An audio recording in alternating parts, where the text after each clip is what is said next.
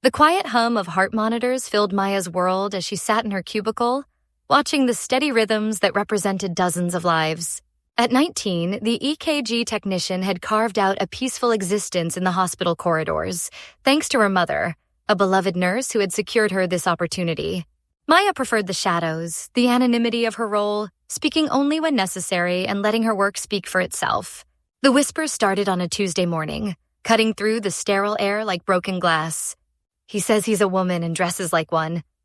The nurses murmured around their station, their voices carrying a mixture of confusion and barely concealed judgment.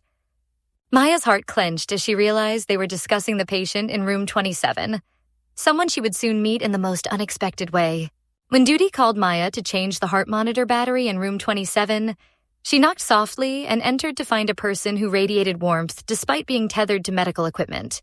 The patient's face lit up with genuine kindness, calling Maya sugar and sweetheart in a voice that carried the loving cadence of a caring grandmother. Maya noticed the carefully applied makeup, the styled hair, the painted nails. All details that spoke of someone who took pride in their appearance despite being hospitalized. Something stirred in Maya's chest, a recognition of dignity being quietly maintained in a place where it could easily be stripped away. "Do you have a different name you go by?" Maya asked softly, the words tumbling out before she could stop them. The patient's eyes widened with surprise, then softened with profound gratitude.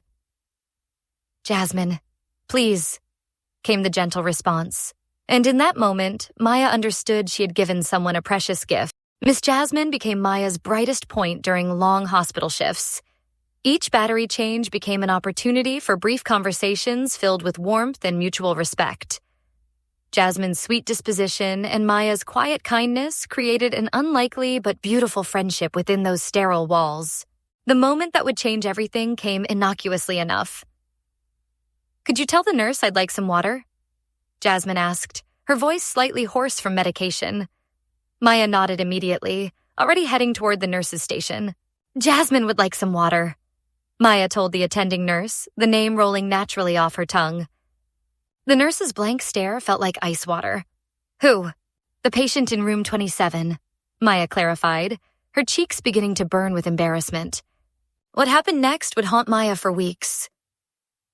The nurse turned to her colleagues with a smirk that made Maya's stomach drop. "You mean James? The one who dresses like he's a woman?" The laughter that followed was sharp and cruel, cutting through Maya's composure like a blade. "Yes, that's her," Maya replied quietly, unable to betray Jasmine even as the room fell into suffocating silence. The nurses' faces transformed from amusement to shock, then to something darker. Maya had crossed an invisible line and everyone knew it.